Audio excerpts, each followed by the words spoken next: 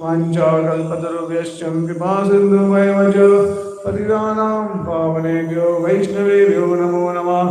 नमो ॐ विष्णुपदाय कृष्णविष्टाय भूतले श्रीमते भक्तिवेदान्त स्वामिने नामिने। नमस्ते सारस्वतदेवे गौरवाणी प्रचारिणे निर्विशेष शून्यवादी पाश्चात्य देशधारिणे। जय श्री कृष्ण चैतन्य प्रभु नित्यानंद श्री अद्वैत गदाधर शिवासादि गौरभक्तवृंद। हरे कृष्णा कृष्णा कृष्णा हरे हरे हरे राम राम राम हरे हरे। हरे कृष्णा कृष्णा कृष्णा हरे हरे हरे राम राम राम हरे हरे।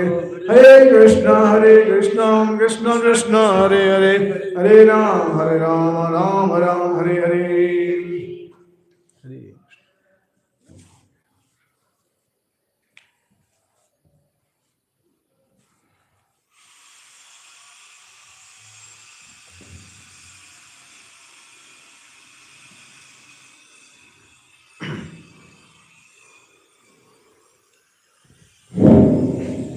हरे कृष्णा।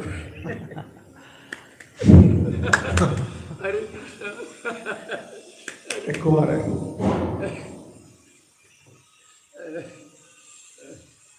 हरे कृष्णा। अब ठीक है ना? तो मैं सबसे पहले, ठीक है,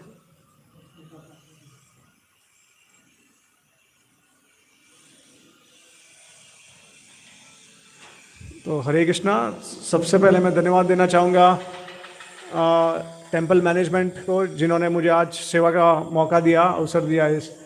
मेरा सौभाग्य है कि आज मुझे संभाजी नगर में आपकी सेवा का मौका मिला, और उसके लिए मैं आभारी हूँ और धन्यवाद देना चाहूँगा हिज ग्रेस सुकुमार कृष्ण प्रभु, हिज ग्रेस रुक्मिणी रमन प्रभु जी को, और जो टेंपल मैनेजमेंट कमेटी के हैं डिवोटीज, उनको धन्यवाद देना चाहूँगा। और सारे जितने भी आप डिवोटी आए कथा सुनने के लिए अलग अलग जगह से, और अपना कीमती समय निकाल के आए, उसके लिए मैं सबको धन्यवाद। और जो भी मैं आपके साथ प्रस्तुत करूँगा, तो श्रील प्रभुपाद जी और आचार्य के द्वारा जो सुना है वो प्रस्तुत करूँगा, और प्रयास करूँगा कि जितना भी आपके मन में शंका हो वो दूर किया जाए। हरे कृष्णा। तो अभी बहुत सारे लोगों के मन में शंका और प्रश्न होते हैं। तो जैसे उदाहरण के तौर पे कि कृष्ण भगवान जो है वो सर्वश्रेष्ठ क्यों है। फिर जैसे भगवान ने बहुत ऐसे लगता है कि ऐसा प्रतीत होता है कि उन्होंने अध्ययन किया है महाभारत के समय पे, फिर गोपियों के साथ रासलीला की, दूसरे पुरुष के पत्नियों के साथ उन्होंने रासलीला की है। तो ऐसे बहुत सारे लोगों के मन में प्रश्न होते हैं। उसके बाद हम कहते हैं कि chant Hare Krishna and be happy. लेकिन ज़्यादातर देखा गया है कि बहुत सारे भक्त जो होते हैं वो मिसेबल होते हैं। तो इस प्रकार के बहुत सारे प्रश्न हैं, वो हम धीरे धीरे करके समझ सकते हैं इसका उत्तर क्या है। और धाम के बारे में, धाम क्या है, भगवान का जो श्री विग्रह है वो क्या है, किस तरीके से समझना चाहिए सब चीज़ों को। क्योंकि भक्ति में इस्कॉन से जुड़ने के पहले तो हमको कुछ पता ही नहीं था। वैसे तो हम कोई भी अगर गीता बांटने आता था तो हम बोलते थे कि हमको सब कुछ पता है ना, हमको सब कुछ मालूम है। लेकिन हालांकि मैं फिर अंदर आने के बाद पता चलता है कि इतना कुछ पता ही नहीं है। जैसे आप हरे कृष्ण महामंत्र ले लीजिए, तो उसका अर्थ क्या है। इस्कॉन के पहले किसी को पता था हरे कृष्ण महामंत्र का अर्थ क्या है? मुझे ऐसा लगता था कि हरि कृष्ण और राम का नाम है, और जैसे हम गुजराती में बोलते हैं जय श्री कृष्णा, तो उसी प्रकार से हरे कृष्णा मतलब जय श्री कृष्णा। उस प्रकार से हमको लगता था। लेकिन तो आप में से काफ़ी लोगों को ऐसा लगता होगा कि हरे कृष्ण जो है, क्या लगता है आपको? कोई बता सकता है क्या क्या लग रहा था आपको? हरे कृष्ण महामंत्र का जप कितने भक्त करते हैं हर रोज? सब करते हैं। तो आने के पहले, भक्ति में आने के पहले, इस्कॉन में आने के पहले आपको क्या लग रहा था? मंत्र है। और लेकिन उसका अर्थ का, जैसे हरे कृष्ण तो ठीक है, सबको पता है, और राम तो सबको लगता रहेगा कि भगवान श्री राम है। लेकिन बाद में क्या पता चला आपको? पहली बात तो है कि मंत्र, और पहले सबसे पहले ये सुना कि महामंत्र है, कभी ऐसा सुना नहीं है कि महामंत्र है करके। तो महामंत्र क्यों है, किसी को पता है? अभी जो भक्ति में 5 साल 10 साल से है उनको तो पता होना चाहिए सब। तो इसके लिए गीता में कहा गया है, तद विधि प्रणिपतेना परिप्रश्नेना सेवाया उपेक्षित ज्ञानम ज्ञान तत्वदर्शिना। और भगवान गीता में और एक श्लोक में क्या कहते हैं, जन्म कर्म च मेद्यम एवं यो वेति तत्वतः तत्वादेहम पुनर्जन्मा नैति मामेति सो अर्जुना। तो भगवान के बारे में जानना है तो एक ही उपाय है उसका, वो है महाजनो येना गता सपंता, धर्मस्य तत्वम नीतम गुआयम महाजनो येना गता सपंता। क्योंकि सारे रहस्य जो है वो भक्त के हृदय में छुपे हुए हैं, हमारे आचार्य के हृदय में। उसके बिना तो आप कुछ भी नहीं समझ पाएंगे। तो ये हरे कृष्ण महामंत्र का अर्थ है। फिर भगवान के श्री विग्रह के बारे में, भगवान के जन्म, उनके कर्म और उनका जो तिरोभाव होता है, तो उसका पूरा हमारे आचार्यों ने बहुत अच्छी तरीके से समझाया है सब कुछ। फिर हरे कृष्ण महामंत्र जो है वो तुरंत उसका फल क्यों नहीं देता? कभी कभी आपको शंका होती होगी कि भाई इतने समय से हरे कृष्ण महामंत्र कर रहे हैं लेकिन उसका फल नहीं दिख रहा है। या फिर भक्ति भी आप कर रहे हो, अलग अलग अंग कर रहे हो 9 विधा भक्ति के, श्रवणम कीर्तनम स्मरणम पद सेवनम अर्चनम, इस प्रकार से 9 विधा भक्ति कर रहे हो, लेकिन उसका फल क्यों नहीं दिख रहा है? इतना भक्ति में हम आगे बढ़ रहे हैं कि नहीं बढ़ रहे? तो ये पूरा एक विज्ञान है जिसको समझना बहुत जरूरी है। तो पहले हम नाम से शुरुआत करते हैं कि हरे कृष्ण महामंत्र का मतलब ये है कि ये एक युगल मंत्र है, हरे और कृष्णा। हरे जो है वो राधा रानी का नाम है, ठीक है। एक्चुअली हरा अगर आप राधा रानी सहस्त्र नाम पढ़ते हो तो उसमें एक हरा नाम है, हरा, HARA। तो जब उसको महामंत्र में जोड़ते हैं तो ग्रामेटिकली उसका हरे हो जाता है, ठीक है। तो हरे कृष्णा। और राम जो है वो किसका नाम, वो कौन है? भगवान राम है क्या? बलराम भी है, राम भी है। बलराम भी है, राम भी है। और कौन है? राधा रमणीय राम। उसका क्या मतलब है? राधा रमन। आप वृंदावन गए हो, कितने भक्त गए? ठीक है, राधा रमन के दर्शन कितने भक्तों ने किया है? नहीं किया है? वृंदावन कौन गया है? कोई नहीं गया है? अच्छा, ओ, जाना चाहिए आपको एक बार तो कम से कम। तो राधा रमन जी का जो वहाँ पे विग्रह है वो बहुत प्रख्यात है, सब जानते हैं। और तो राधा रमन, तो ये जो राम है उसका एक मतलब है रमन करने वाले भगवान श्री कृष्ण। किसके साथ? राधा रानी के साथ। तो ये है राधा रमन। जो हरे कृष्ण महामंत्र है वो एक युगल मंत्र है। और जैसे आप राधा रानी के साथ सिर्फ भगवान श्री कृष्ण को ही पूछ सकते हैं, ऐसा नहीं कि राधा रानी का नाम लिया, हरे लिया और आप सोच रहे भगवान राम के बारे में। भगवान राम मर्यादा पुरुषोत्तम है, लेकिन कृष्ण जो है वो मर्यादा पुरुषोत्तम नहीं है।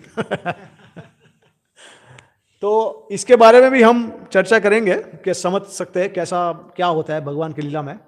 अलग अलग युग में अलग अलग भगवान का कार्य होता है। तो जो हरे कृष्ण महामंत्र में है वो एक कंसेप्चुअल मंत्र है।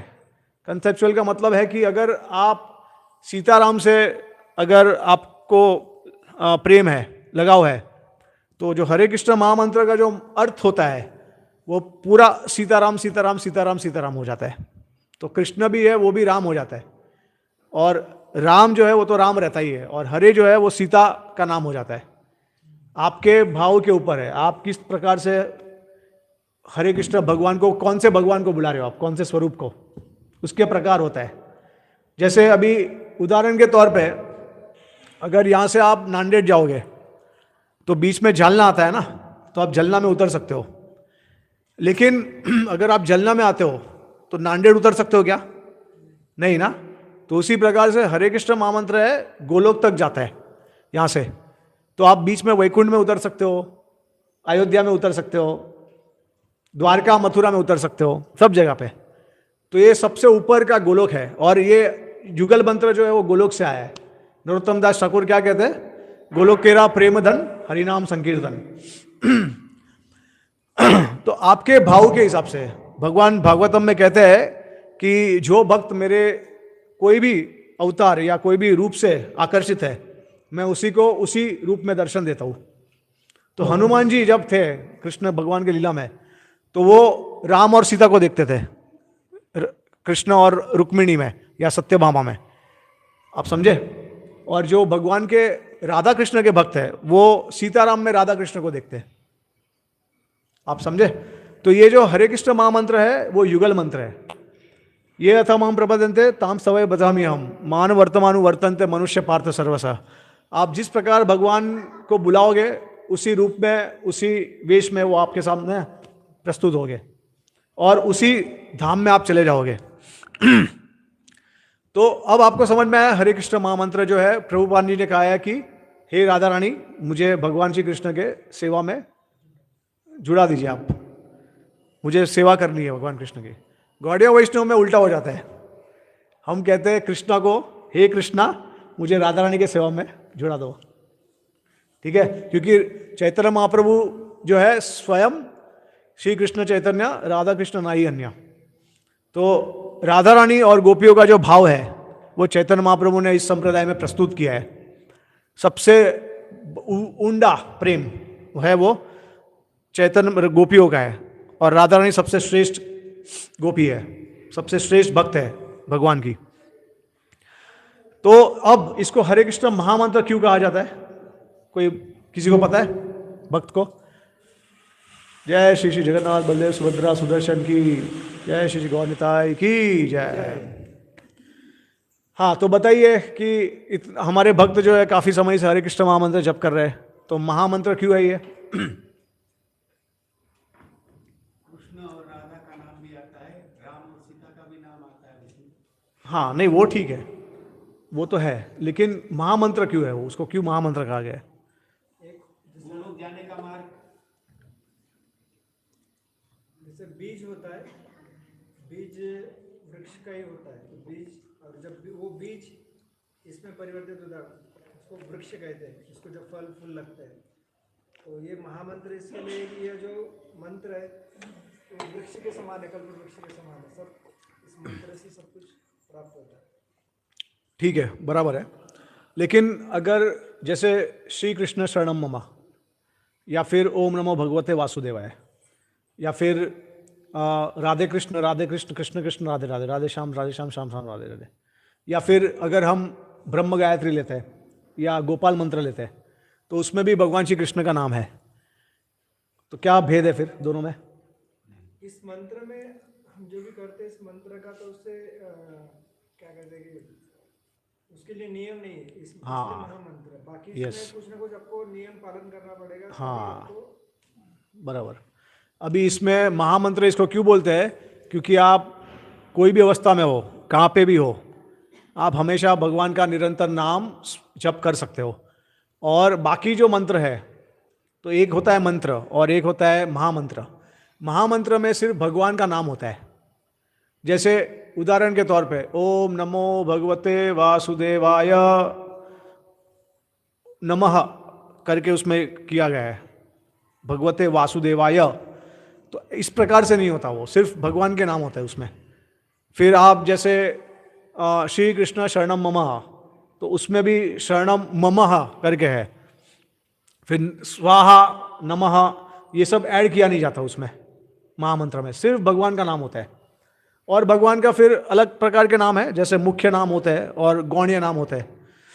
मुख्य नाम का मतलब है कि जो भगवान की लीला से संबंधित है नाम, और जो भगवान के सृष्टि से संबंधित है, पालन करता है, फिर जो सृष्टि का निर्माण करते हैं, संहार करते हैं, तो उस प्रकार के जो नाम होते हैं वो उसको गौण नाम बोलते हैं। लेकिन मुख्य नाम है जैसे गोविंद है, श्याम सुंदर है, यशोदानंदन है, इस प्रकार से होता है। ठीक है, तो ये जब भगवान महामंत्र क्यों बोलते हैं? क्योंकि कभी भी हम उसका जप किधर भी कर सकते हैं। आप बाथरूम में भी हो, आप कोई भी अवस्था में हो, कहाँ पे भी हो, 24 घंटा भगवान का नाम कर सकते हैं। और उसके लिए कोई क्वालिफिकेशन मतलब क्या उसको बोलते हैं हिंदी में? पात्रता, पात्र अपात्र ना देखे। चैतन्य महाप्रभु ने कहा है कि आप कोई भी चाहे आपका कोई हो या ना हो पात्र, लेकिन फिर भी आप हरे कृष्ण महामंत्र जप कर सकते हैं। लेकिन जो दूसरे मंत्र होते हैं उसके लिए गुरु परंपरा में आए हुए मंत्र को देने के लिए आपका कुछ तो होना चाहिए पात्र, आपका शुद्धिकरण होना चाहिए, तभी आप वो मंत्र को जप कर सकते हैं। जैसे उदाहरण के तौर पे गायत्री है, दीक्षा मंत्र होते हैं, तो जब आपको दीक्षा मिलेगी तभी आप मंत्र को जप कर सकते हो। अभी हालांकि ब्रह्म गायत्री जो है सब लोग जप करते हैं, लेकिन ऐसा गलत है, क्योंकि ब्रह्म गायत्री जो है वो गायत्री है। तो गायत्री कभी मिलता है जब आपका दीक्षा होता है तब। उस जैसे आपका जो उपायनम संस्कार में हो, आपको जो जनेऊ मिलता है और साथ साथ में ब्रह्म गायत्री मिलता है, और वो सिर्फ क्षत्रिय, ब्राह्मण और वैश्य, ये तीन लोग ही कर उनको मिल सकता है, शूद्र को नहीं मिलता है। ठीक है, तो जाति का भी भेदभाव हो जाता है, फिर शुद्धिकरण का होता है। लेकिन हरे कृष्ण महामंत्र वो है जिसमें कोई भी जप कर सकता है। नाम मतलब सिर्फ भगवान का नाम रहता है, हरे कृष्ण कृष्ण कृष्ण हरे हरे, हरे राम राम राम हरे हरे। देखिए इसमें ना स्वा है ना नमः है ना, कुछ भी नहीं है, सिर्फ भगवान का नाम है। तो इसका मतलब होता है हरे कृष्ण महामंत्र, इसके लिए बोलते हैं। हाँ, लेकिन एक प्रॉब्लम है, नाम के साथ आप सीताराम सीताराम भी बोले, वो भी नाम है। ठीक है, तो उस प्रकार से भी भगवान को कृष्ण बलराम वैसा भी बोल सकते हैं, वो भी नाम हो जाता है। तो इसमें एक सबसे बड़ा प्रॉब्लम यह है नाम में, वो क्या है, किसी को पता है? और एक चीज की वजह से वो कहा जाता है महामंत्र, क्योंकि नाम जो होता है इतना शक्तिशाली होता है कि ना गुरु के ऊपर आश्रय रहता है, ना किसी संघ साधु संघ के ऊपर आश्रय रहता है, वो ना किसी कोई भी भक्ति के अंग से उसका कोई आश्रित नहीं है, मतलब डिपेंडेंस नहीं है। मतलब नाम आपको साधु संघ के बिना, गुरु के बिना, सबके बिना आपको वो फल दे सकता है। लेकिन उसका एक प्रॉब्लम है, अगर आपने वो किया फॉलो तो वो मिलेगा फल। तो किसी को पता है क्या है वो? नाम अपराध। जितना आप नाम अपराध करोगे, नाम के प्रति अपराध करोगे, उतना उसका जो शक्ति है वो ढक जाएगा, वो आपको फल नहीं मिलेगा उसका। तो ऐसे हमारे शास्त्रों में बताया गया है कि 10 प्रकार के नाम अपराध है, और वो अगर आप वैष्णव अपराध अगर आप करते हो, गुरु का अपराध करते हो, निंदा करते हो किसी का, तो नाम उसका परिणाम नहीं देता इतना आसानी से, और काफ़ी समय के बाद आपको उसका परिणाम दिखता है। जैसे जैसे आप नाम अपराध धीरे धीरे करके शून्य करते हो, क्लियर करते हो, उसके बाद नाम अपना प्रभाव दिखाता है। इसके लिए हम देख सकते हैं कि बहुत सारे भक्तों के जीवन में नाम इतना जल्दी से परिणाम देता नहीं है। और नाम, शुद्ध नाम जपने के लिए अभी देखिए 3 नाम के स्तर है। एक है नाम अपराध, दूसरा है नामाभास, और तीसरा है शुद्ध नाम। तो अब जैसे मैंने कहा आपको कि नाम किसी के ऊपर निर्भर नहीं है, तो वो कब होता है? जब हम शुद्ध नाम लेते तब। शुद्ध नाम की अवस्था में ना हमको कोई गुरु की आवश्यकता है, ना कोई साधु संघ की आवश्यकता है, क्योंकि नाम जो है सब कुछ भगवान के तत्व को अपने आप प्रकट करता है, सब कुछ अपने आप पता चल जाता है।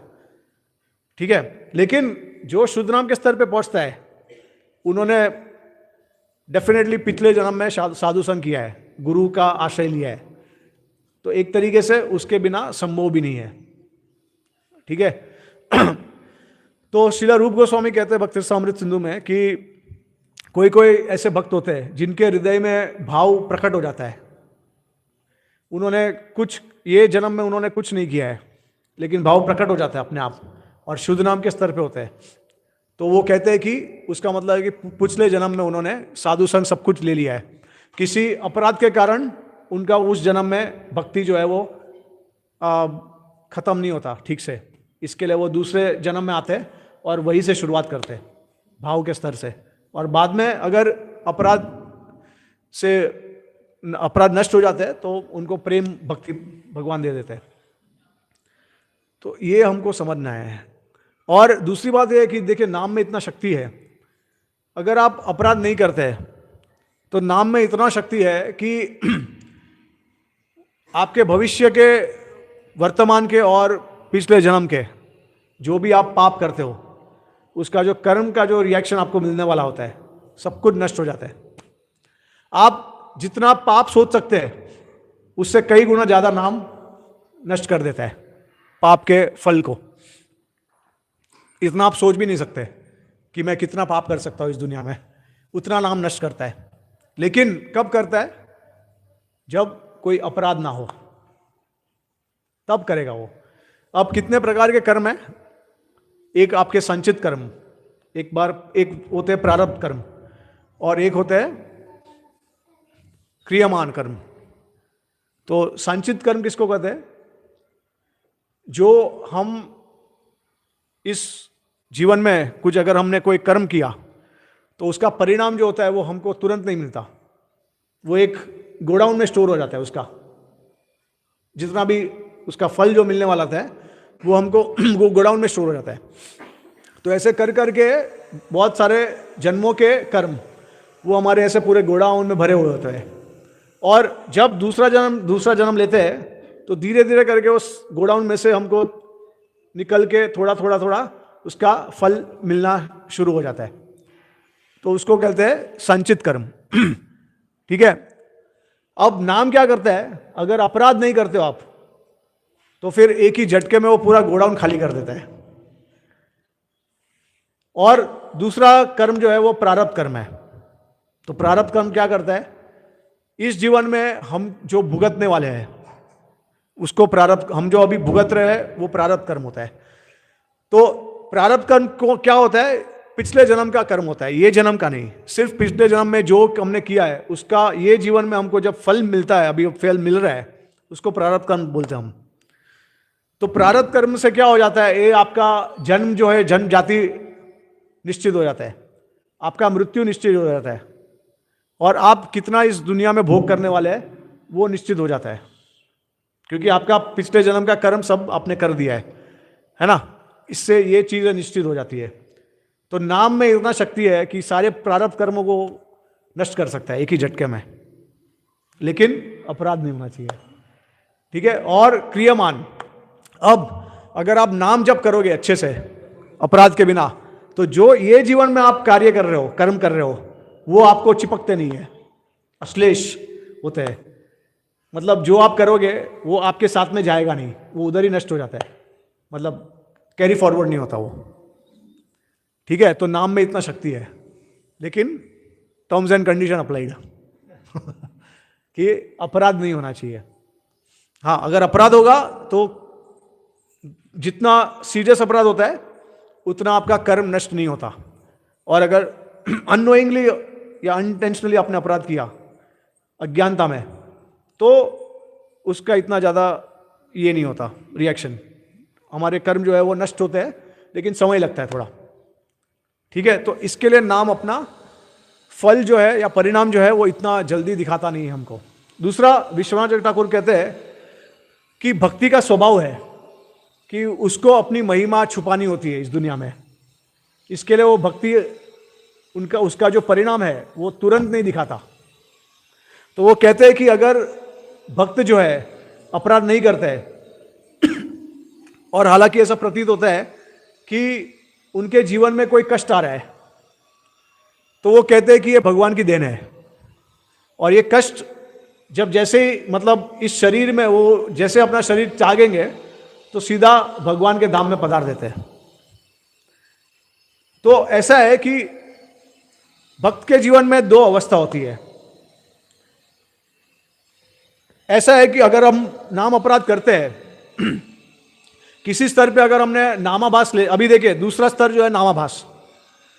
नामाभास का मतलब है कि आप नाम जप कर रहे हो, अपराध ऑलमोस्ट शून्य है, मतलब बहुत कम है, एकदम कम, हार्डली कोई अपराध है, तो उसको कहते हैं नामाभास। तो नामाभास जो है उससे जो जितने भी भविष्य, वर्तमान और जो पूर्व के कर्म है वो सारे नष्ट हो जाते हैं। तो अजामिल एक उदाहरण है उसके। उन्होंने भगवान का नाम लिया, नारायण का, उसके बेटे का नाम रखा, तो उसके बाद वो नारायण नारायण करके पुकारने था। वो पहला नाम लेने से ही उसके वर्तमान के भविष्य के पूर्व के सारे पाप नष्ट हो गए। इसके लिए अगर आप देखेंगे तो अजामिल विषय के साथ संग करते थे। प्रोस्टिट्यूट को क्या बोलते हैं? विषय ना, वेश्या, वेश्या सॉरी, वेश्या के साथ संग करते थे। उनके साथ उन्होंने पुत्र पैदा किए, उसके वजह से उन्होंने चोरी की और उससे धन कमाने लगे, अधर्म किया बहुत सारा। लेकिन आप देखेंगे कि उनको कुछ पाप ही नहीं लगा। तो यमदूत आए तो यमदूत तो उसको लेके जाने वाले थे।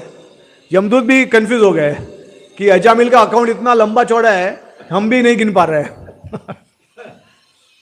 तो वो भी कंफ्यूज हो गए। तो बाद में विष्णु आते हैं और कहते हैं कि भाई इसने कोई पाप नहीं किया है। क्यों? सारे पाप नष्ट हो गए नाम से। लेकिन कब हुए? क्योंकि एक अपराध भी नहीं किया। आचार्य बताते हैं उसने एक अपराध भी नहीं किया था 10 अपराध में से। इसके वजह से उसके सारे, हाँ अभी देखिए एक प्रश्न ये आता है कि हमारा शरीर जो है वो भी कर्म की देन है। अगर सारे कर्म नष्ट हो जाते हैं तो शरीर भी नष्ट हो जाना चाहिए, मर जाने चाहिए हम लोग उसी वक्त। तो इसके लिए भगवान क्या करते हैं? हमारा शरीर वो बचा के रखते हैं ताकि हम भगवान का भक्ति भजन कर सके। अगर शरीर ही नहीं होगा तो कैसे करेंगे? तो भूत प्रेत बन के हमको करना पड़ेगा भजन। इसके लिए भगवान हमको शरीर देते हैं कंटिन्यू रखने के लिए। तो इसको क्या बोलते हैं? Semblance of Karma. मतलब जैसे उदाहरण के तौर पे कि अगर सांप है और वो आपको डंक मार रहा है तो आपको, अगर उसके अंदर विष है तो आप मर जाओगे। लेकिन अगर विष निकाल दिया सांप में से, उसके बाद आपको डंक मार रहा है तो क्या होगा? थोड़ा सा आपको चुभेगा, थोड़ा सा पेन होगा, लेकिन कुछ होगा नहीं। उसी प्रकार भगवान क्या करते हैं? एक सेम्बलेंस ऑफ कर्मा क्रिएट करते हैं। मतलब ऐसा प्रतीत होता है कि आदमी को कर्म है लेकिन कर्म होता नहीं है कुछ, वो थोड़ा सा इफेक्ट दिखाता है बस। लेकिन कुछ, जैसे दूसरा उदाहरण ये है कि अभी आप पंखा चालू रहता है, उसका स्विच आप बंद करोगे तो इमीडिएटली पंखा बंद होता है क्या? नहीं ना, थोड़ा समय स्लो स्लो स्लो स्लो करते करते पूरा बंद हो जाता है। तो इस प्रकार से कर्म जो है वो नष्ट हो जाते हैं अगर हम भगवान का नामाभास के स्तर पे लेते हैं अपराध के बिना। तो जितने भी कर्म है पंखे की तरह धीरे धीरे धीरे करके खत्म हो जाते हैं, नष्ट होते हैं। ठीक है। और अगर हम शुद्ध नाम लेते हैं भगवान का तो भगवान के धाम में चले जाते हैं सीधा। ठीक है। लेकिन शुद्ध नाम के लिए हमको संबंध ज्ञान की आवश्यकता है। संबंध ज्ञान का मतलब है कि जो ज्ञान जिससे हम भगवान को समझ पाए, इस संसार को समझ पाए, किस प्रकार से भगवान के साथ संबंध है, जड़ तत्व, जीव तत्व, विष्णु तत्व, ये सब का संबंध क्या है, हमारा क्या उनके साथ संबंध है, भक्ति कैसे करनी है। तो अगर ये संबंध ज्ञान हम लेते हैं और कुछ नियम का पालन करते हैं तो हमको शुद्ध नाम के स्तर पे हम पहुंच सकते हैं। इसके चैतन्य महाप्रभु कहते हैं कि सिर्फ अपराध मत कीजिए और हरे कृष्ण चैंट कीजिए तो आपका जीवन एकदम मंगलमय होगा। लेकिन प्रॉब्लम क्या है? हम अपराध, अब हमारे आचार्य बताते हैं कि अगर हम ये जीवन में अपराध नहीं कर रहे हैं अभी तक और फिर भी साधु संग लेने के बाद भी अगर हमको फिर भी उसका परिणाम नहीं दिख रहा है, उसका मतलब है कि पूर्व जन्म में हमने कोई बड़ा अपराध किया है जिसके कारण हमारा भक्ति में बाधा अभी तक है।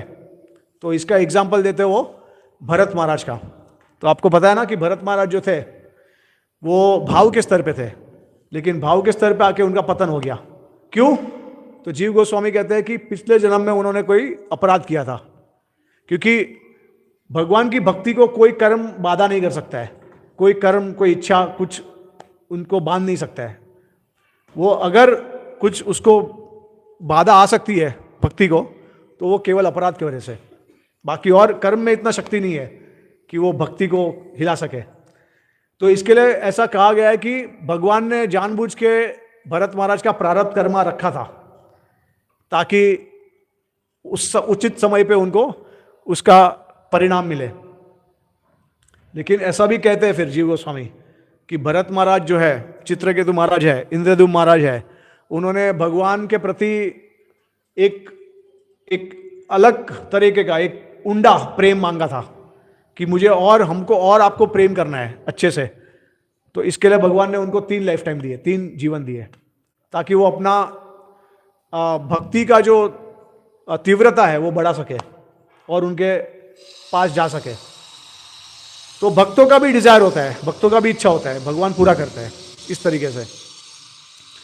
तो अभी आपको समझ में आया, 3 स्तर होते हैं नाम के, और शुद्ध नाम जब लेते हैं तभी सब कुछ प्राप्त होता है, या फिर नामाभास के स्तर पे। अगर अपराध कर रहे हैं तो कर्म को काफी समय लग सकता है नष्ट होने में, ठीक है। तो हमारे भक्ति में इतना शक्ति है, नाम में इतना शक्ति है कि संचित कर्मा और क्रियमान कर्मा ये तो नष्ट होता ही होता है। अगर आप सिर्फ भक्ति बन जाओ ना, भक्ति, तो इससे तो ये दोनों तो नष्ट हो ही जाते हैं। लेकिन प्रारब्ध कर्म नष्ट करना है तो आपको अपराध नहीं करना है। भक्ति के अलावा कोई भी दूसरा मार्ग है, वो कभी भी ऐसा नहीं कहते कि हम प्रारब्ध कर्म को भी नष्ट कर सकते हैं। आपको प्रारब्ध कर्म तो भुगतना ही पड़ता है, लेकिन भक्ति अगर आप ठीक सही तरीके से करोगे तो प्रारब्ध को भी आप नष्ट कर सकते हो, ठीक है। ठीक है, अभी हम नाम के बारे में हमने कर लिया चर्चा। अभी हम भगवान के शिव विग्रह के बारे में चर्चा करेंगे। देखिए, ये शिव विग्रह जो है वो क्या है? साक्षात भगवान है या भगवान के कोई प्रतिनिधित्व है इस संसार में? क्या है ये? कितने भक्त कहते साक्षात भगवान है? हाथ ऊपर कीजिए।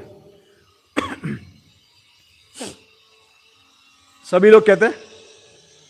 अच्छा, अब मेरा प्रश्न ये है, क्या साक्षात भगवान आपसे बात करते हैं?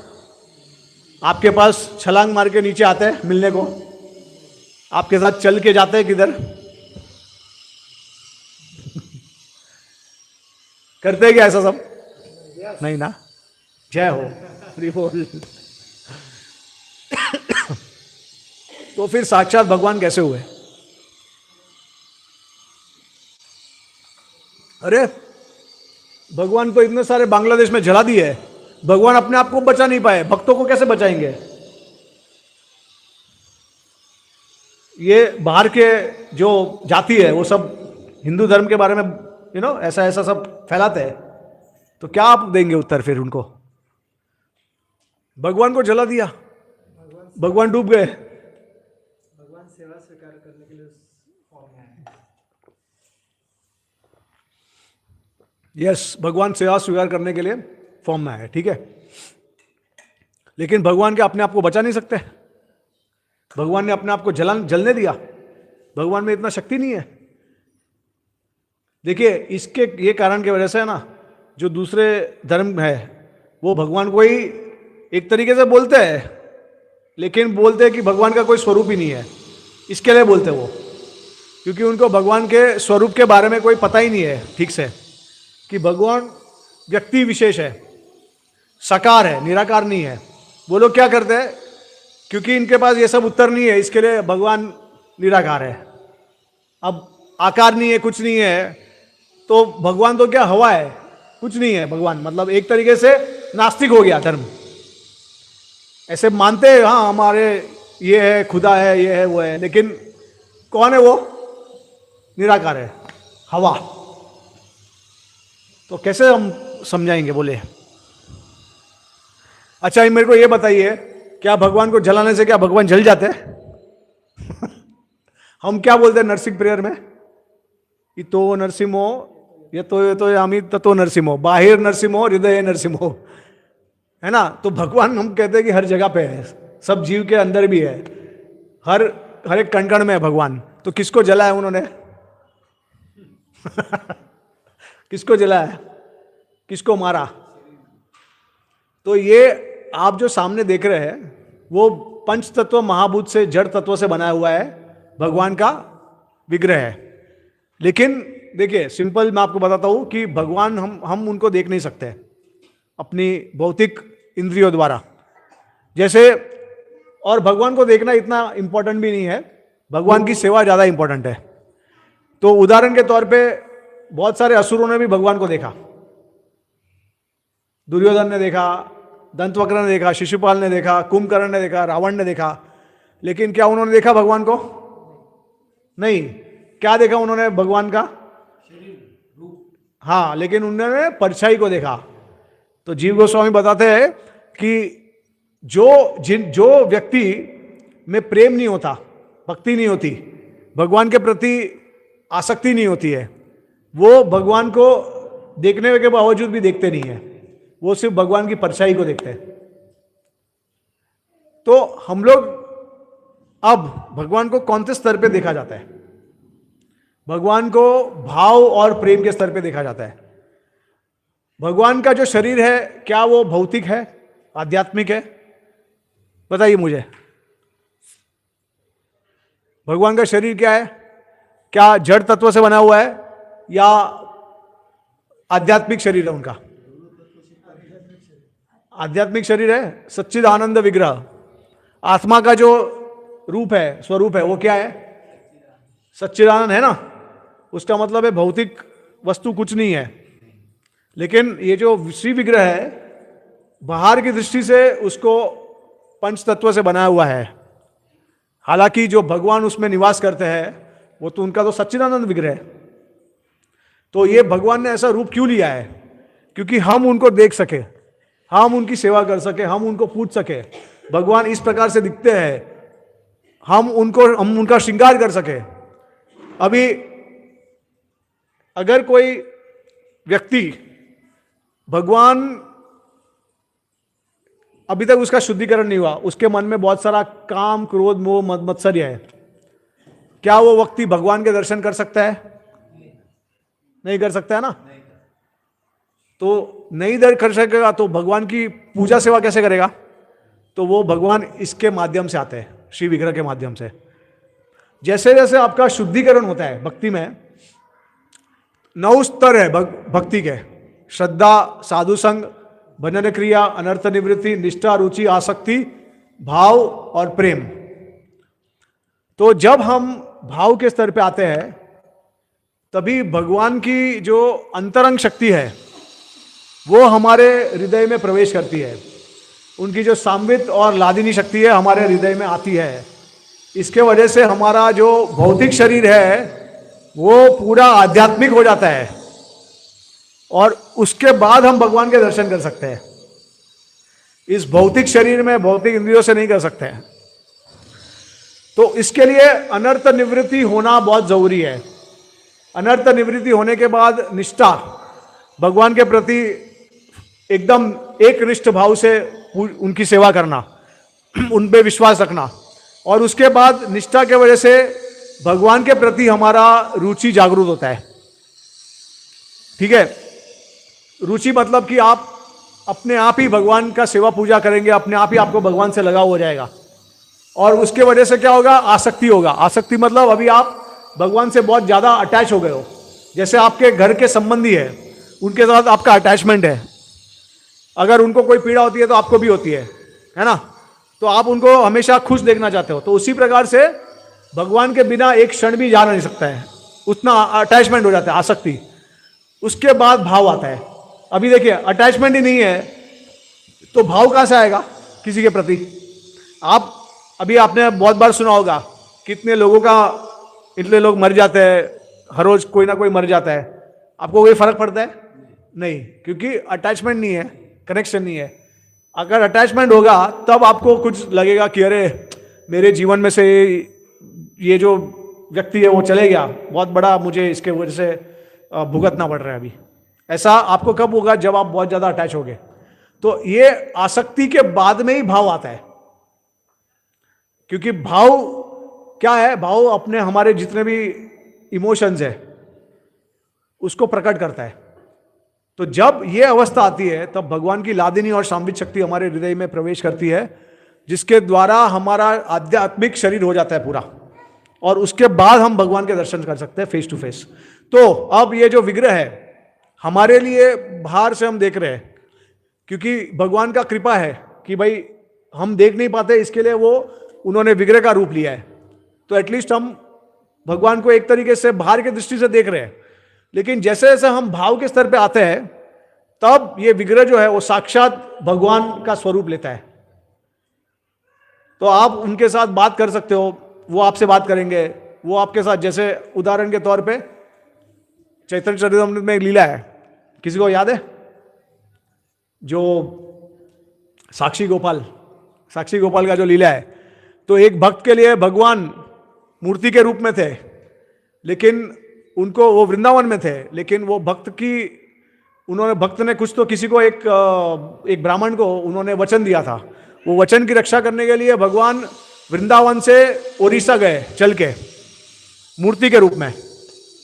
तो ऐसा सब होता है जब हम भाव और प्रेम के स्तर पे आते हैं तब। लेकिन उसके पहले भगवान आपके साथ जो आदर प्रदान करेंगे, आदान प्रदान, वो भगवान, जैसे आप इच्छा करोगे तो भगवान आपकी इच्छा को पूरी करेंगे। आपको भगवान की सेवा करनी है तो भगवान आपकी इच्छा पूरी करेंगे। भगवान ऐसा आपके जीवन में अरेंजमेंट करेंगे कि आपका जो विश्वास है वो बढ़ेगा उनके प्रति। तो अगर जैसे आपने जाके मूर्ति को कहा, भगवान की मूर्ति को, कि मेरी ये इच्छा है, कृपा करके इसको पूर्ण कीजिए, उसका मतलब ये नहीं है, मतलब जो मैं कह रहा हूँ जो भक्ति की इच्छा है, वो आप कहेंगे कि भाई ये आदमी है, मुझे पसंद नहीं है, वो मर जाना चाहिए। तो ऐसे दुनिया में सब भगवान को भी संकट में वो आ जाएंगे कि किसका सुनूं मैं, अभी सब एक दूसरे का ये कर रहे हैं, है ना। तो ऐसा सब नहीं होगा। भक्ति भाव से अगर जाओगे, प्रेम के भाव से, और वो इच्छा लेके जाओगे तो जरूर पूर्ण होगी। हाँ, अभी कभी कभी ऐसा होता है कि भाई भगवान के घर में देर है, अंधेर नहीं है, तो ऐसा हो सकता है आपको शायद थोड़ा समय रुकना पड़े। तुरंत आपने बोला और भगवान आपके ऑर्डर सप्लायर नहीं है, मतलब ऐसा नहीं है कि वेटर है आपके, जाके बोला ये डिश मुझे खानी है तो आप जाके दे दो, ऐसा नहीं होता है। भगवान उनकी मर्जी के हिसाब से उनको जब लगता है कि हम तैयार है, और जो सबसे उस समय का जो सबसे अच्छा समय होता है, तभी भगवान वो हमारी इच्छा को पूरी करते हैं। तो तब तक विश्वास लेना है हमको। इसके लिए पहला क्या है स्टेप? श्रद्धा। विश्वास के बिना कुछ नहीं होने वाला है। और श्रद्धा के बाद फिर धीरे धीरे करके आप एक्सपीरियंस करोगे कि भगवान हमारे साथ आदान प्रदान कर रहे हैं, तो आपका मूर्ति के प्रति विश्वास बढ़ेगा कि अरे ये मूर्ति तो स्पेशल है, मतलब हम कुछ उनको व्यक्त करते हैं और वो हमारा सब सुनते हैं। बाद में समझ में आएगा कि अरे हाँ, मूर्ति में सच्ची में कुछ तो शक्ति है, ठीक है, लेकिन अच्छे प्रेम के भावना से, समझे। ऐसा नहीं कि मुझे ये गाड़ी बंगला चाहिए, मर्सिडीज चाहिए, ये चाहिए, वो चाहिए, वो सब आपका ऑलरेडी प्रारंभ हो चुका है।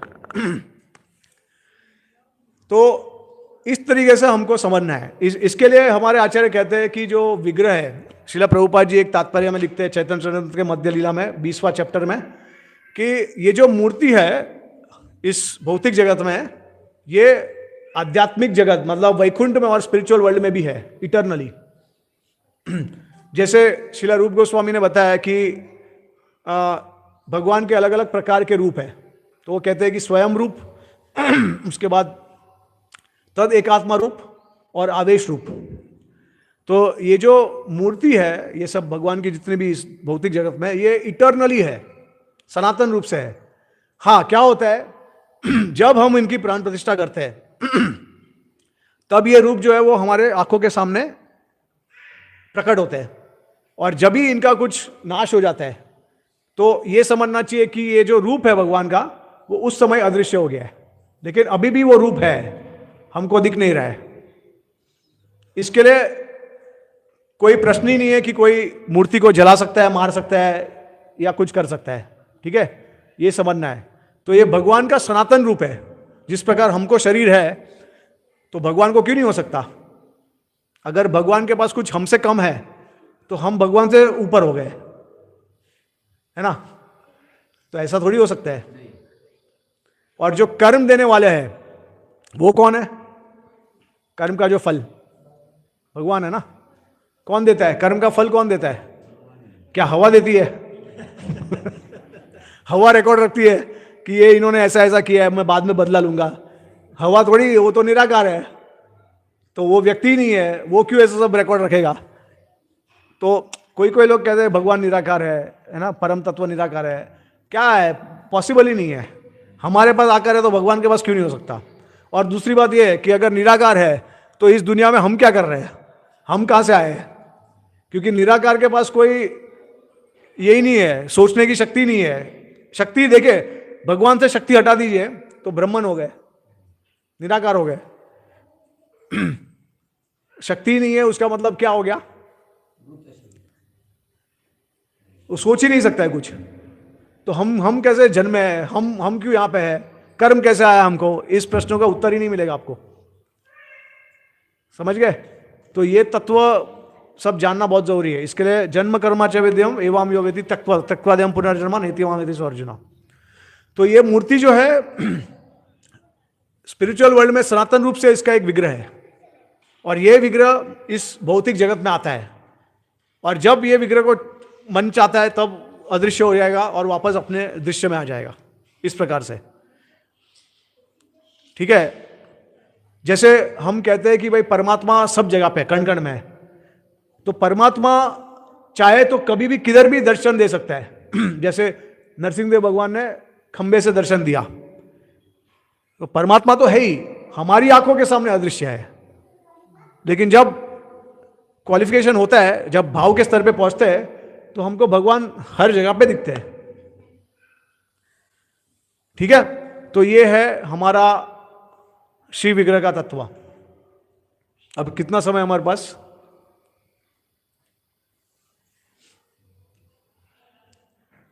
हाँ, अभी चलो मैं एक और टॉपिक ले लेता हूं, क्योंकि ये इसके बारे में बहुत चर्चा होती है। राधा कृष्ण की शादी हुई कि नहीं की? ठीक है? क्योंकि राधा रानी, सब कहते हैं कि भगवान ने रासलीला की, तो सब अलग अलग जो गोपियां थी उनकी तो शादी हो चुकी थी। पहली बात तो ये मुझे बताइए कि क्या कोई अपने शरीर के साथ शादी करता है क्या? अपने ही शक्ति के साथ कोई शादी करता है? क्या आपने अपने शरीर के साथ शादी की है कभी? ये लो हार पहनाता हूं, मैं भी तुम्हें पहनाता हूं ऐसा। अरे अंतरंग शक्ति है भगवान कृष्ण की, राधा रानी। वो सिर्फ बस बाहर निकलती और लीला करते हैं वो लोग। जैसे शक्तिमान है, जो शक्तिमान होता है वो व्यक्ति के पास शक्ति होती है कि नहीं? शक्ति के बिना क्या कुछ कर सकते हैं क्या हम? कुछ नहीं कर सकते। तो वो शक्ति, उसका नाम क्या है? राधा रानी है। भगवान की लाडली शक्ति है, वो अंतरंग शक्ति है। तो अपने शरीर से थोड़ी कोई शादी करता है। लीला में ऐसा दिखाया गया है कि भाई किसी के साथ शादी की उन्होंने, जैसे अभिमन्यु है उनके पति का नाम, राधा रानी के पति का नाम। लेकिन अभिमन्यु है कौन? कौन है अभिमन्यु? किसी को पता है? कृष्ण की परछाई, उसको अभिमन्यु बोलते हैं। ये जितने भी गोप जिनके साथ शादी हुई थी, सब गोपियों की, वो सब भगवान के एक्सपेंशन है। अरे उनकी शक्ति है सब, तो क्या गलत है उसमें? शादी करे ना करे क्या होता है, उससे क्या फर्क पड़ता है? अब राधा रानी और गोपियों को कुछ प्रॉब्लम नहीं है, तो आप लोगों की प्रॉब्लम है इतना? उनका देखिए, भगवान कुछ ऐसा प्रतीत होता है कि अधर्म कर रहे हैं, लेकिन जिसके साथ अधर्म कर रहे हैं उनको तो आनंद आ रहा है। तो आपको क्या प्रॉब्लम हो रहा है? अगर मैं आपके साथ अधर्म करूं तो आपको आनंद आएगा क्या? मैं आपको झापड़ मारूं, मैं आपको टॉर्चर करूं, तो अब किसी को आनंद आएगा? नहीं आएगा। लेकिन कृष्ण भगवान अगर लीला करते हैं तो अरे सबको आनंद आता है, और वो तो चाहते हैं कि ये करते रहे हमारे साथ ऐसे ही। तो फिर क्या प्रॉब्लम है? क्योंकि ये समझना जरूरी है कि भगवान अपनी शक्तियों के साथ सब कर रहे हैं लीला, और हम भी। हम कौन है? हम क्या स्त्री है या पुरुष है? मैं कौन हूं? मैं स्त्री हूं। आप कौन है? पुरुष हो क्या? स्त्री हो ना? आप स्त्री हो, मैं भी स्त्री हूं, ये भी स्त्री है, सब स्त्री है। हम लोग का जो अस्तित्व है आत्मा का, आत्मा कौन है? स्त्री है। आत्मा पुरुष नहीं है, एक ही पुरुष है, वो भगवान है। और कैसे समझ सकते हैं? देखिए, शक्ति और शक्तिमान, जो भगवान की शक्ति है उसको क्या कहा जाता है? स्त्री। और जो शक्तिमान है उसको पुरुष कहा जाता है। बस इतना शब्द में अंतर है। ठीक है? और जो एंजॉयर या फिर एंजॉयर और एंजॉयड, ठीक है, जो एंजॉय करता है, जो आनंद लेता है, उसको कहते हैं शक्तिमान। और जिसके माध्यम से आनंद मिलता है उसको कहते हैं शक्ति। ठीक है? लेकिन भगवान की लीला में ऐसा होता है कि शक्ति जो है उसको ज्यादा आनंद मिलता है। हालांकि शक्तिमान जो है वो आनंद प्राप्त करने की कोशिश करता है शक्ति से, लेकिन उस दरमियान शक्ति को ज्यादा आनंद प्राप्त हो जाता है। समझ में आ रहा है? जैसे अगर मैं आपके, देखो मुझे अगर किसी को आनंद करना है इस दुनिया में, तो मैं क्या करूंगा, सबको अपना दास बनाऊंगा कि मेरे हिसाब से कर, जो भी मुझे अच्छा लगेगा वैसा करो। तो उससे क्या होगा, लोगों का एक्सप्लॉयटेशन होगा, लोगों को हम लोग इस्तेमाल कर रहे हैं, है ना, क्योंकि लोग फिर हमसे दूर जाएंगे, क्योंकि हम उनको जो आनंद हो रहा है वो हम अपने आनंद का सोच रहे हैं। लेकिन भगवान जब किसी के साथ रस करते हैं, लीला करते हैं, तो उनको आनंद किस तरीके से उनको ज्यादा आनंद मिले, और जो उनकी जो भक्त है उनके, वो ये सोचते हैं कि भगवान को आनंद कैसे मिले ज्यादा। दोनों में कंपटीशन होता है। और इसके लिए कृष्ण भगवान जो है वो देखते हैं कि अरे राधा रानी तो मेरे से ज्यादा आनंद पा रही है, हालांकि मैं शक्तिमान हूं, वो तो शक्ति है, लेकिन मेरी शक्ति जो है वो मेरे से ज्यादा आनंद प्राप्त कर रही है। तो वो भाव समझने के लिए, वो आनंद महसूस करने के लिए कृष्ण भगवान चैतन्य महाप्रभु के रूप में आते हैं। देखिए कितने भगवान, मतलब मटेरियल वर्ल्ड में हम कहते हैं ना कि इक्वालिटी होनी चाहिए स्त्री और पुरुष में, तो भगवान तो इनफैक्ट कहते हैं कि स्त्री ज्यादा मेरे से ऊपर है, क्योंकि राधा रानी और जो भक्त है भगवान के, वो भगवान से ज्यादा ऊपर है। भगवान उनके चरण की सेवा करते हैं, उनका चरण का रस लेते हैं, उनके चरण अपने सर पे रखते हैं। आपने देखा होगा कि अर्जुन का उन्होंने रथ चलाया, सुदामा के पैर छुए, उन्होंने साफ किए, अभिषेक किया। तो भगवान ऐसे भक्तों के दास हो जाते हैं प्रेम में। तो क्या हो रहा है यहाँ पे भाई, कोई इंद्रिय तृप्ति नहीं है, मैं अपना नहीं सोच रहा हूं, भगवान अपना नहीं सोच रहे, वो उनके भक्तों का सोच रहे हैं, आनंद का, और भक्त जो है वो भगवान के आनंद का सोच रहे हैं। इसको बोलते हैं असली प्रेम। ऐसा नहीं कि भाई मुझे जो पसंद है वो मुझे करना है, बाकी जो भी होना वो हो। तो ये गोपियों जो है, गोपियां कौन है, भगवान की शक्ति है, अंतरंग शक्ति है। कोई गोपियां जो थी वो पिछले जन्म में ऋषिगण थे, उन्होंने वो भगवान को प्राप्त करना चाहते थे, तो उन्होंने गोपियों का शरीर में जन्म लिया अगले जन्म में। तो ये सब अपने अपने मर्जी से भगवान को गोपी के भाव में पूज रहे हैं, और जितने भी उनके पति थे वो सब भगवान के ही अंश थे। तो अभी क्या प्रॉब्लम है इसमें?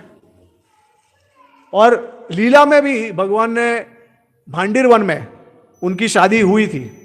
अगर किसी को बहुत ज्यादा अटैचमेंट है शादी कराने से, तो उनके लिए भी भगवान ने खुशखबरी दी कि उनकी शादी हो गई थी। राधा और कृष्ण की आए थे और उन्होंने शादी कराई थी भांडीर वन में। आप अभी भी जा सकते हो वहां पे, उधर दोनों को, राधा कृष्ण को विवाह के रूप में पूछते हैं। ठीक है, देखिए क्या होता है कि भगवान जो है वो, उनको बोर होता है कि अरे मैं ओनर हूं, उनको कंटाल आता है कि अरे मुझे ओनर नहीं बनना है, मैं चाहता हूं कि लोग मुझे डांटे, मुझे क्रिटिसाइज करें, मेरे को मारे। मैं ऐसा नहीं चाहता हूं कि अरे मैं सबका ओनर हूं, मैं मास्टर हूं, कंट्रोलर हूं। नहीं, वो उनको मजा नहीं आता, उसमें कृष्णा को मजा नहीं आता। वो कहते हैं कि सब मुझे जो कहना है, परिवार के जिस तरह से हमारा संबंध है उस प्रकार से मुझे चाहिए। इसके लिए वो क्या करते हैं कि एक ऐसा लीला करते हैं जिसमें गोपियों को ऐसा प्रतीत होता है कि वो किसी से शादी कर चुके हैं, हालांकि शादी हुई नहीं होती है। तो ये श्रीला भक्तिविनोद ठाकुर एक्सप्लेन करते हैं कि पर्वता अभिमान होता है उनको, पर्वता अभिमान गोपियों को। उसका मतलब क्या कि सिर्फ सोचते हैं कि हम किसी और से शादी किए हमने, लेकिन भौतिक जगत में जैसे उदाहरण के तौर पे अगर हम कोई स्वप्न देखते हैं तो वो समय पे लगता है कि ये स्वप्न सच है, लेकिन जैसे ही जागते हैं तो पता चलता है कि ये स्वप्न है और कुछ सच नहीं है।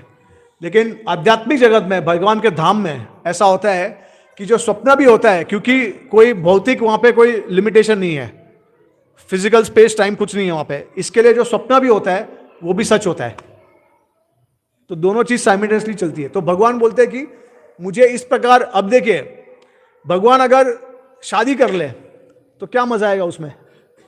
जैसे आज के जमाने में क्या हो गया है, एक के साथ शादी करो, कंटाल गए तो चलो दूसरी शादी कर लो, चलो तीसरी करो। कभी कभी तो ऐसा होता है कि शादी नहीं करनी है, सिर्फ रिलेशन में रहना है ना। और भगवान की लीला भी देखिए, उन्होंने 16,108 से शादी की। वैसे हालांकि देखेंगे तो भगवान ने लाखों और करोड़ों लोगों से शादी की है और उनको अपनाया है, वो आपको पता नहीं है। लेकिन चलो मान लीजिए 16,108 से किया, 16,108 उन्होंने महल बनाए। आप एक महल भी बना सकते हैं क्या अपनी पत्नी के लिए? और एक पत्नी को भी संभाल सकते हैं क्या इस जनरेशन में, इस समय में? एक फैमिली को भी संभाल सकते हैं क्या? ऐसा कहा गया शास्त्र में कि कलयुग में अगर कोई फैमिली को संभालता है तो उसको महात्मा कहते हैं। समझिए आप। तो आप सोच लीजिए कि भगवान जो कार्य करते हैं, और उन्होंने उनकी सबसे जो कहते हैं ना कि सबसे कम शक्ति जो होता है हाथ में, वो ये इस फिंगर में होती है, टीनी फिंगर, क्या बोलते हैं इसको? हाँ, इससे उन्होंने गोवर्धन पर्वत उठा लिया।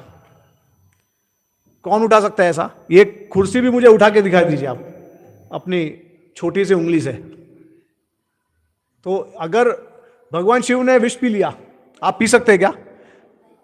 तो लोगों को रासलीला करनी है, लेकिन गोवर्धन पर्वत नहीं उठाना है और विष नहीं पीना है। हाँ, ऐसा थोड़ी चलता है। तो ये समझना, ये सब समझना बहुत जरूरी है। ये क्या होता है, बाहर के धर्म वाले लोग हमारे साथ ऐसा सब करते हैं इतने समय से, हम अज्ञानता में होते हैं, इसके लिए सोचते हैं कि हाँ भगवान तो है ही नहीं, निराकार है, ये सब क्या है, ऐसा थोड़ी होता है। लेकिन वो समझना बहुत जरूरी है, सब ये तथ्य है ये सब। तो इस प्रकार से भगवान को, अब देखिए परकीय रस में क्या होता है कि जब आप किसी और से शादीशुदा है तो उतना ज्यादा आपका जो प्रेम का जो स्तर है वो बढ़ जाता है। अब शादी एक बार कर ली, फिर तो भाई हम एक दूसरे के हो गए, टेक इट, वो होता है ना, फेमिलियरिटी ब्रीड्स कंटेम्प्ट। चलो हो गए ना शादी, चलो अभी कुछ नहीं है, अभी प्रेम हो गया, सब हो गया, जो भी हो गया उसके पहले हो गया। फिर एक दूसरे को जान लिया तो बाद में हाँ अभी ठीक है, साथ में ही है, क्या है। तो प्रेम का जो हमारा जो आदान प्रदान होता है वो कम हो जाता है, क्योंकि टेक इट फॉर ग्रांटेड ले लेते हैं हम एक दूसरे को। और हाँ ठीक है, अभी मेरे साथ ही तो है, इसमें क्या कुछ अलग, थोड़ी कुछ अलग नहीं है एक्सपीरियंस। लेकिन परकीय रस में क्या होता है, चैलेंजेस होते हैं, बहुत ऑब्स्टेकल्स होते हैं, तो प्रेम जो है वो बढ़ता है समय के साथ। और ये अनुभव करने के लिए भगवान कृष्ण जो है वो इस प्रकार का लीला करते हैं। हालांकि सब उनके ही अंश है, उनकी शक्तियां हैं, तो वो उन्हीं के साथ कर रहे हैं, किसी और के साथ नहीं कर रहे हैं। समझे क्या आप? इस प्रकार से, ठीक है। तो अभी समय हो गया प्रभु जी। हाँ, तो हम अभी चाहिए तो कथा को यही विराम देंगे, लेकिन हम अभी प्रश्न लेंगे। अगर किसी भक्तों को प्रश्न पूछना है या किसी को टिप्पणी देनी है तो हम ले सकते हैं। ग्रंथराज श्रीमद् भगवद गीता की, जगत गुरु शिला प्रभुपाद की, निताय गो प्रेमानंदे, हरि हरि बोल। और मैंने पुस्तक लिखी है जिसमें यही सारे प्रश्नों के उत्तर है, डिटेल में वहाँ पे रखी है, हिंदी, मराठी और इंग्लिश 3 भाषा में। तो उसका जो MRP है 250 है, इंग्लिश और हिंदी का, लेकिन आपके लिए हम डिस्काउंट करके 220 में रखते हैं, और जो मराठी है वो 225 का MRP, वो हम 200 में देंगे। तो आप देख सकते हो, उसमें पूरे बुक में प्रश्न और उत्तर है, और ऐसे ही सब विषयों के बारे में चर्चा है। तो आप अगर देखना चाहो तो, अगर आपको पसंद आए तो आप ले सकते हो, ठीक है। अभी किसी को कुछ प्रश्न है? हाँ बोलिए।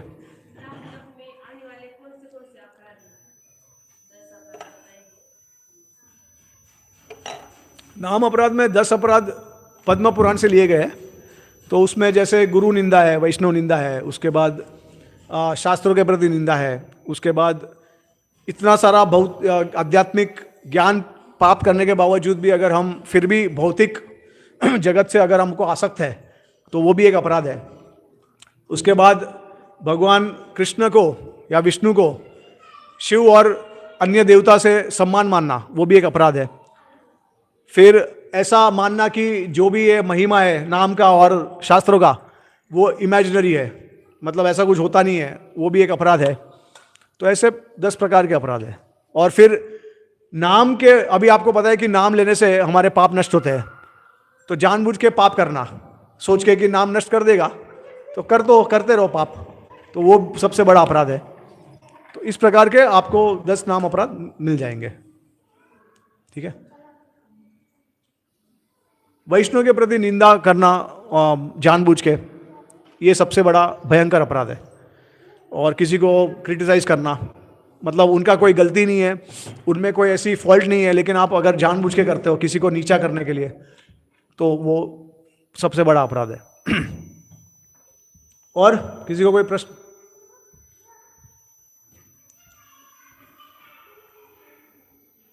सब कुछ समझ में आ गया? हाँ, यस।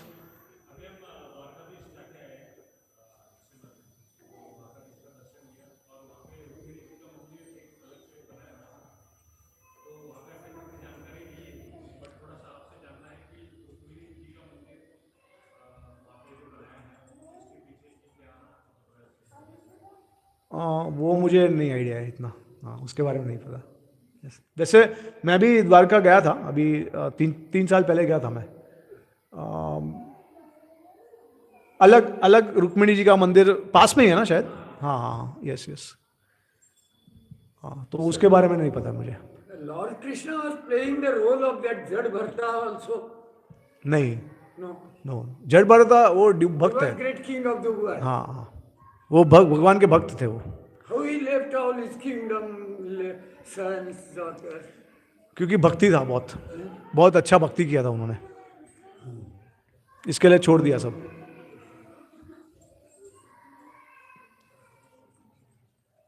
और किसी को कुछ? लगता है सबको बहुत जोर से भूख लगी है। सबको समझ में आ गया? Sir, हाँ, I think that Bhagavad Dham is where there is a Hare Krishna mantra, there is Bhagavad Dham. Hari बोल, हरे कृष्णा कृष्णा कृष्णा हरे हरे, हरे राम राम राम हरे हरे। Ram Ram. तो जहाँ पे प्रभु जी ने कहा कि जहाँ पे हरे कृष्ण महामंत्र का निरंतर होता है वही भगवत धाम हो जाता है, तो ये भी है, सही बात है, लेकिन उस प्रकार का शुद्ध भाव होना चाहिए, शुद्ध नाम लेना चाहिए, तो वो होता है। तो अब मेरा मौका है, मैं आपको प्रश्न पूछता हूँ, उसका उत्तर दीजिए। क्या क्या आपको समझ में आया क्लास में से, ये बताइए मुझे। चलिए, अब पहले तो शिव विग्रह क्या है, मुझे थोड़ा समरी दे दीजिए।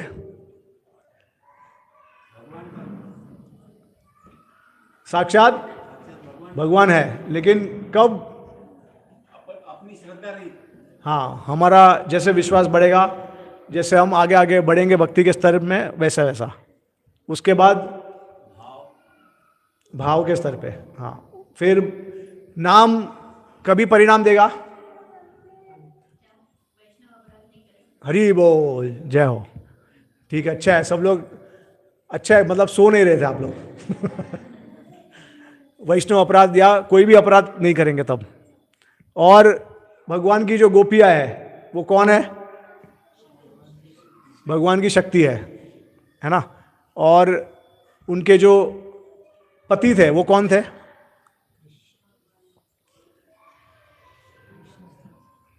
सब कृष्ण ही थे, उनके ही अंश थे, एक्सपांशन थे। ठीक है, अब एक और थी कि जब ब्रह्म विमोचन लीला हुआ था ना, ब्रह्मा जी सब सखाओं को लेके गए थे चुरा के, तो वो समय पे भगवान ने, कृष्ण ने अपने आप को विस्तार कर लिया था, तो उस समय उनकी शादी कराते हैं सब गोपियों के साथ।